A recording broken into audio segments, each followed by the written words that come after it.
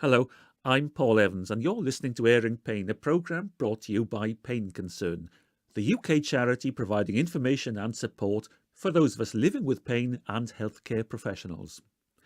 This edition's been funded by a grant from the Scottish Government, and I'm returning to a subject that was explored in depth by health professionals and some patient groups in the British Pain Society's annual scientific meeting of 2014. Shared decision-making in the context of a doctor-patient relationship implies that the patient's viewpoint, expectations and circumstances are essential components for a successful treatment plan. It might seem fairly obvious, a no-brainer in fact, that the patient's expert, and I do think that's an appropriate word, the patient's expert knowledge of how persistent pain is impacting on his or her daily life should be taken into account. But the fact that shared decision-making is an issue highlighted in this British Pain Society meeting and elsewhere indicates that the concept is not universally accepted or even understood. Tamar Pincus, a professor in health psychology specialising in pain at Royal Holloway, University of London, has looked at what GPs can say to patients when they present for the first time with low back pain or other conditions of which very little is understood in terms of their cause and outcome. The problem is the GP is supposed to reassure these patients. How do you reassure when you don't actually know? How do you reassure in the context of uncertainty? So in the workshop that I presented here, we looked at evidence that suggests very strongly that what helps patients is good information, giving a good explanation in simple words that a patient can understand, discussing with them the possibilities of which treatments they're going to get, which treatments they want. That's very useful. The question is, where does the empathy and the building the relationship and the it's going to be okay, you can trust me, come into it? Because the evidence on this was very surprising. You'd think, and I certainly thought when I went into it, that this would be essential, that nobody would even tell their GP what their problem was until they trusted them and they really had a relationship with them. And I think that's probably the case. But it seems that if the GP is over affective, and by that I mean very, very reassuring at those later stages of the consultation, the stages where they're actually educating, giving information, agreeing treatment, if at that point it's too much of a personal, emotive engagement, it actually isn't good for the patients. Do you mean that if that reassurance comes late in the cycle of treatment, it's almost like saying, listen, we've been through everything. Let's have a sit down and talk about what's on your mind? That's a really good question. First of all, what's on your mind should be at early stages. I think there's no question that the early stages are about the patient talking, and the patient should do the majority of the talking, and the practitioner should elicit their concerns as well as facts. The problem of doing the touchy-feely stuff, not just then, but also at the end, is that what you're actually giving is a message of, you can trust me, you don't need to work, you don't need to take this on board, I'll take care of you. And that actually doesn't give patients tools to cope with their problem. So 3 weeks down the line, when the pain hits them again, they haven't been given any new tools to work with it. So they need to disengage from this, it's okay, I'm going to be taken care of, in order to take on a different role, which is, I'm now going to listen and try and learn how to take care of myself. I think that's what the research is pointing at. But I have to stress that the evidence is from primary care in general and not pain specifically. So when you started your research, what was the question? I started the research because I believe that we've neglected a very important element in our research. We've looked a lot at what the patient brings to the consultation. So we look at whether they're depressed or anxious or fearful, working, not working, and that does predict their health. What we haven't looked at is what the clinician brings to the consultation. And my research in the last few years has indicated that clinicians' beliefs really affect their decision making. So, for example, many clinicians tell patients that they need to take a short break from work. That's against guidelines. The guidelines suggest that you should go back to work as soon as possible, even if you need to modify what you do at work. And you need to stay engaged in your life for as much as you possibly can. If a clinician doesn't believe that, they are not going to obey the guidelines. They're not going to be in line with the guidelines. So I was really interested in looking at clinicians' beliefs. And once you start looking at clinicians' beliefs and patients' beliefs, you have to look at the interaction between those two. And that's when I started to think about how to reassure patients, how to educate patients, and how to enable patients to take care of their own problems. A theme through this British Pain Society annual scientific meeting seems to be joint decision making.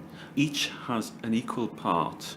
Is that what you're getting at, that the doctor doesn't seem to be engaging in this? I think it's more complex because it would be lovely if we had one thing that fitted everybody. Joint decision, 50-50, that's it. It's just not like that. Some people come in to a consultation and they really do want 90% of the decision making to be handled by the doctor. That's their need. We need to respect those wishes. They'll probably do better if we do. Others come in and want to actually tell the practitioner what they want, and they will be offended and feel patronized when a practitioner will turn around and argue because they feel that they know their body, they know their problem. Again, probably they should be doing more of the decision making, providing it's not harming them.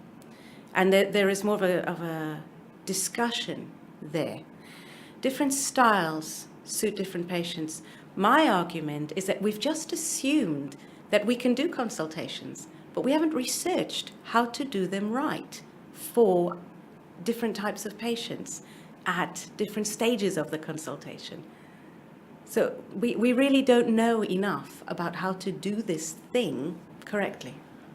So how do you identify those people who come in who just want a doctor to make me better, and those people who want to take a larger part of it? It might not be as obvious as you're saying. There is absolutely no way currently that we can identify those empirically. I'm sure that doctors have very good intuition about it. Some doctors might even ask, would you like me to make all the decisions here? I've never been asked by a doctor that kind of question. Maybe there are those who ask it out there. But the empirical data about the consultation is a myth. The idea that we know how to do it is a myth. The data isn't out there. You did a workshop today with health professionals. What were the barriers? There are many different opinions about psychology in pain. There are many fractions and factions, and they all are pulling in different directions. So where are we now in terms of psychology in pain? We've done trials for the last 15 years, and we know that psychology is quite effective, but the effect is small. It's really disappointing because we thought that we could really change things more when we targeted psychology. That means that there's a group of people who are sitting there going, no more psychological trials. There's another group of people who are pragmatists. They look at the NHS and they go, there's hardly any psychologists working in pain. So why on earth would we want to do trials on psychology when we can't roll it out afterwards to patients? There's another group who are psychologists who are going, you've never given it a chance. All the trials that you've done were not done with psychologists delivering enough good psychology to people who needed psychological intervention. Put all of those in a room and you'll see that delivering a talk can be stressful. But I thought it was well established that pain is a biopsychosocial phenomenon. Take the psychology out of that, what's left? You're taking the mind out of it. In the keynote that I've just given, I've outlined at least 3 myths that I think have really hindered us from moving forward. The first one is the idea that if you remove the pain, all this psychology would just go away. Now that is a myth. It's a myth for several reasons. At late stages of chronic pain, it's very unlikely that you'll remove the pain. And even if you did, the behaviors are entrenched already. Behaviors like disengaging from life, protecting yourself. You have to actually tackle those, not just the pain. Even in earlier stages, if you ignore risk factors such as depression and anxiety, you might remove the pain, but my suspicion is that another health problem will manifest itself because you haven't tackled the risk factors. So that's myth number one. Another myth is that if it's too complicated and hard to do, then we won't be able to roll it out in the NHS to patients, so let's not even do a trial on it. That's a really sad one, because you would never do that on open heart surgery, for example. You would never say, oh, this is so expensive and needs so much specialist training that we won't even research it. But somehow in psychology, that's exactly what has happened. And instead, what we get is watered down psychology delivered by non-psychologists in tiny doses. So even if the model is accepted, it's not actually been given a chance. Well, I'm confused now because I thought psychological approaches, talking therapies, if you like, I thought they were well established as being meaningful and essential to managing chronic pain. You will come across some psychologists in pain programs. Sometimes you'll have a pain program that says there's psychology in it, but there isn't psychology in it. Often psychology is delivered by non-psychologists. And yes, I think there is a recognition that we need to tackle psychology, and especially in chronic pain. But there are not the resources, there is not the training, the psychologists aren't out there. And in terms of funding, research is turning its back on it, which is very worrying. I would have thought that chronic pain in psychology would be a very, very sexy subject for a young psychologist to think about. It's a fantastic area to research, but we simply are in a situation where people are saying, we've got enough, we don't need any more, thank you very much. We know psychology works, but it doesn't work as well as we hoped it would. We do not need to find out more about psychology now. We know everything we need to know, and we're just going to offer a little bit to everybody. And the real shame about it is that means you never research mechanisms. You never really identify the needs of subgroups, the more complicated issues of how to match treatment exactly to the needs of specific individuals. Instead, you do a kind of generic, oh, okay, so anybody who scores more than 5 on this particular questionnaire will get to see a physiotherapist who's also trained in psychology for a couple of weekends, and we're going to call that a psychological intervention. So in an ideal world, what could a psychologist offer that isn't offered now? In an ideal world, we would really start thinking about theory-driven psychology. Meaning? I particularly like acceptance and commitment therapy. Cognitive behavioral therapy often has this idea that there's a dysfunctional cognition involved in depression and pain, but actually, if you've had pain for a very, very long time, a lot of your fears and sadness and depression are not dysfunctional, they're realistic. You really have lost a lot. Acceptance and commitment therapy doesn't even go there. Instead, it's about being flexible enough to embrace what you have got in your life and live with what you can't change. And I like that very much. And I would like to see that trialed in a large trial here in the UK. Acceptance and commitment therapy is getting established, but you're saying there's not enough of it around. There's not enough of it around, and there's not enough empirical evidence for it. Currently, there isn't a single large trial on ACT for pain. It's coming, but it's not quite there yet. The other interesting thing, at least from my pilot, which we've just finished on this, which was funded by Arthritis Research UK, suggests that patients actually want a combination of ACT with physiotherapy. They feel really strongly that the pain is in their body, not just their mind. They love the ACT and they use it, but they also want something in the body, some exercises, maybe some manual therapy, maybe just some prodding and pulling. Whatever it is, they want this combination, a synergy. But that is accepted theory now. Perhaps that's the right word, accepted theory. Exactly. But not the accepted practice. I think that's true. And one reason is that there simply are not enough psychologists around. Clinical psychologists are gold dust at best, and they don't go into the pain services. Did you come across any blank faces in the audience? I don't tend to have blank faces in the audience, possibly because I tend to be quite controversial and provoke a lot. I had smiles, but I didn't have any blank faces. Because I would think that you have been controversial, and I would expect doctors to stand up and say, no, you're wrong, we are doing this, and we do take you seriously. The evidence on the ground is that they don't. And the evidence that I presented from trials is that they don't. A lot of trials, because they're not psychologists there, have trained physiotherapists to deliver CBT, and they call it a CBT approach.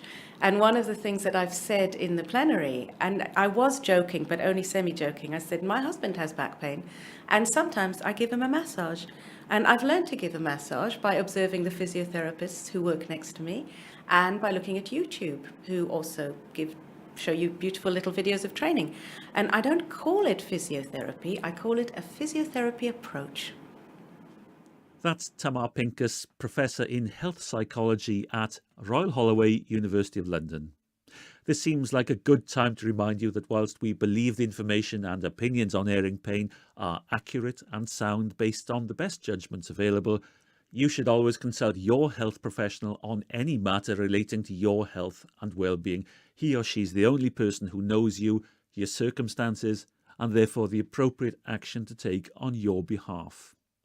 Going back to acceptance and commitment therapy, if you want to learn more about it, listen to Airing Pain programme numbers 16 and 45, which, like all editions of Airing Pain, you can download or obtain CD copies direct from Pain Concern. If you'd like to put a question to Pain Concern's panel of experts or just make a comment about these programmes, then please do so via our blog, message board, email, Facebook, Twitter, or even pen and paper. All the contact details are at our website, which is painconcern.org.uk. Now, staying with the theme of shared decision-making, Frances Cole is a GP in West Yorkshire. She's a pain rehabilitation specialist. So what is that? I mean by pain rehabilitation, enabling people with long-term pain to begin to understand that they're dealing not only with the pain itself, but the way it impacts on them physically, emotionally, on their lives, socially, activities with their family and their future. And then from beginning to understand that, looking at how to minimize the distress and upset that the pain causes, reduce and minimize the disability, the limitations, and maximize that individual's health and well-being so they can connect, give, notice what's going on around them, be much more active, and keep learning. The word rehabilitate to me means I've had an illness and now I'm going to get better. That's not the case in all cases of chronic pain, is it? No, I think it's quite interesting because sometimes people use the word recovery. And actually, we're not talking about recovery.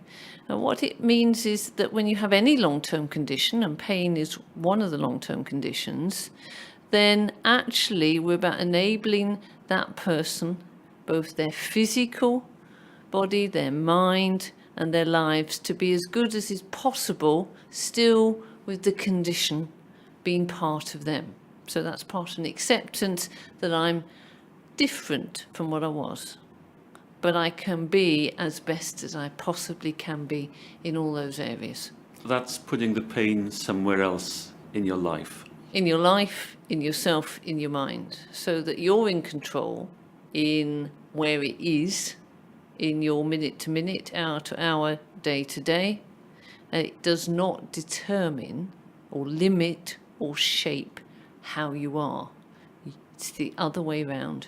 You shape you and your life, and the pain is shaped so it has to be as you want it to be to live the life that you would value. So you're a GP. Mm-hmm. How do you tell a patient how to do that? Well, over the years, interesting enough, I've worked out a kind of system that works. First of all, we don't rush. So we may see the person several times over 3 to 6 10 to 15 minute sessions over probably 12 to 20 weeks. And work with the individual to help them to identify what would they value changing? What would be most important for them to change at the moment about the way the pain is affecting them, either body-wise, mind-wise, work-wise, relationship-wise, money-wise, whatever their issues are? Help them to become aware actually of the bigger picture. So there's quite a lot of information about this condition called long-term pain. And then share them with them the hope that there are things locally, because where I work we have lots of self-management support and resources, that we've got quite a lot of possibilities, and offer them some choices. And that would be for session 1. They have the time between the first and second session to think, perhaps talk at home with somebody, ring up someone, check out something, come back and share with me what they've discovered.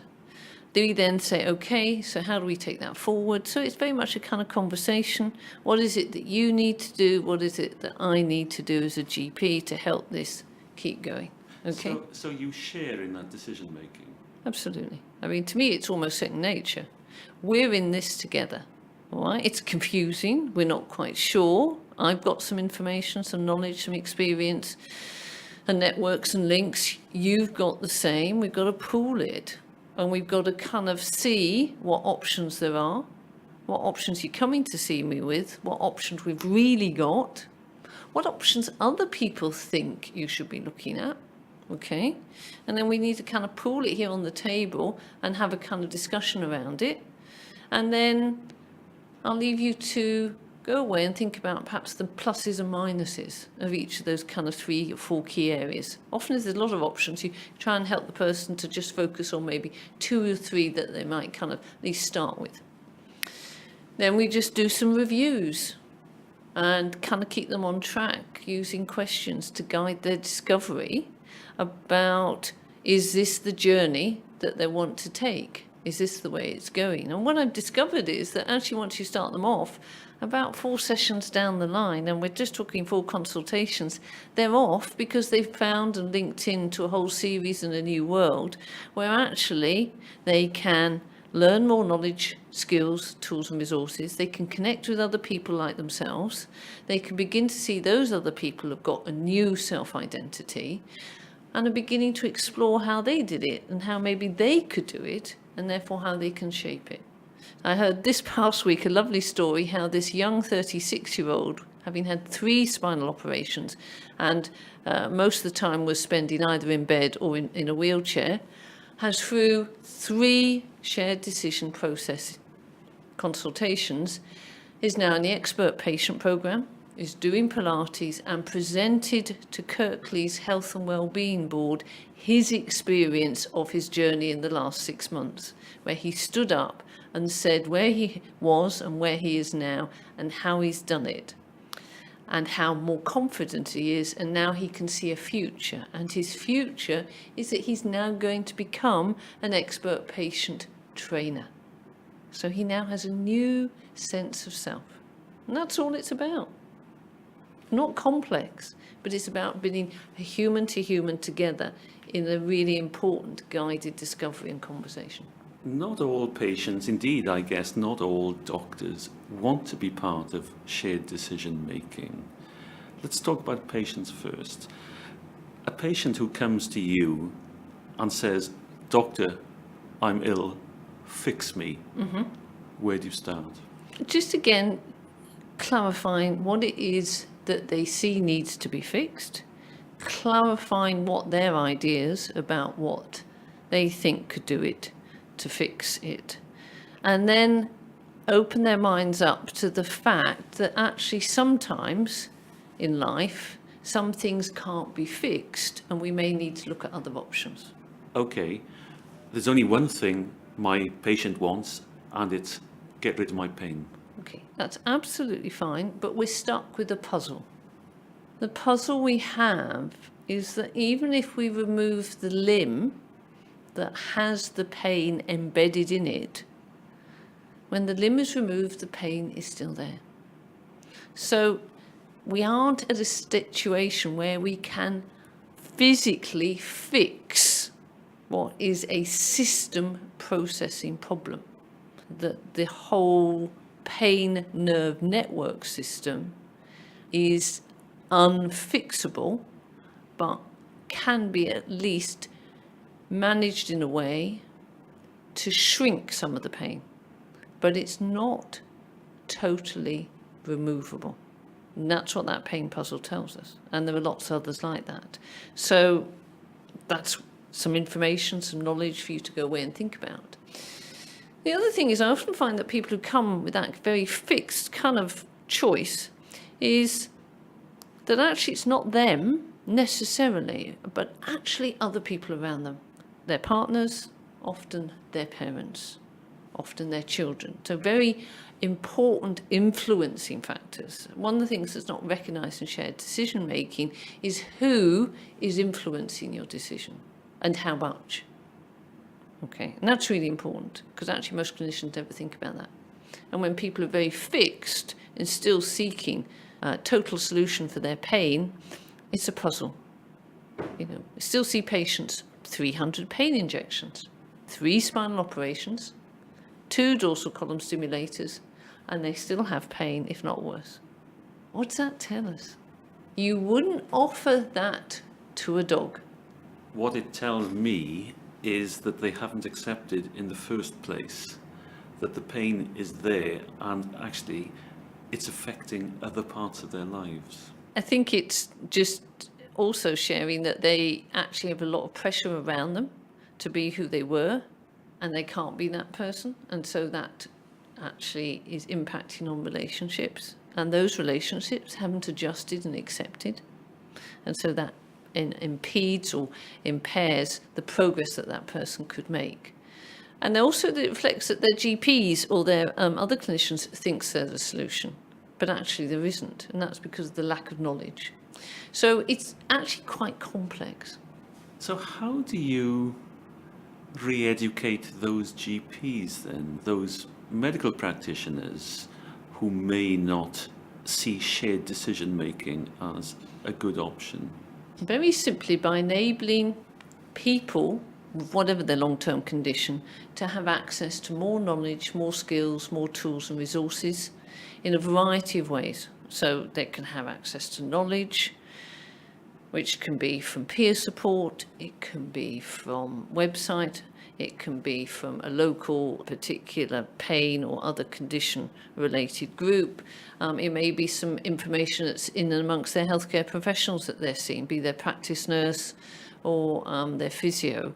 But discover that. Then they need to discover that actually you need perhaps a different set of skills and tools and so on. By patient saying we need a different conversation, then some of the clinicians who may be wavering, not quite certain, a bit scared, a bit threatened, it may take more time, some of those will go in the direction of shared decision making. Others will not. It's the nature of us as human beings and the human mind. But you've just used a valuable word in my book anyway. You've used the word conversation rather than consultation. Yes.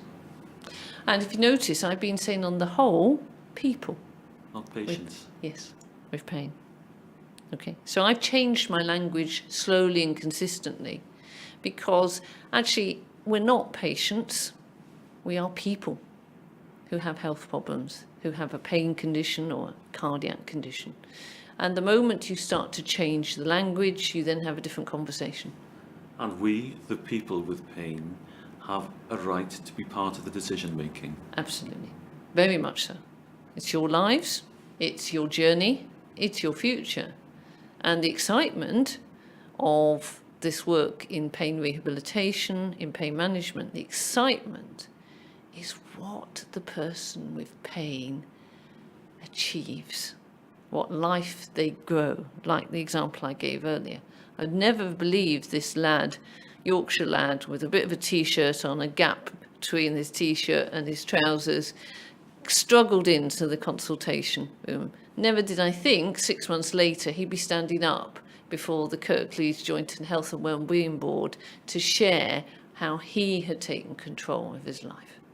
That's magic, because that's nothing to do with what we've done. It's everything about guiding a new direction of travel, a new journey, new possibilities. So exciting.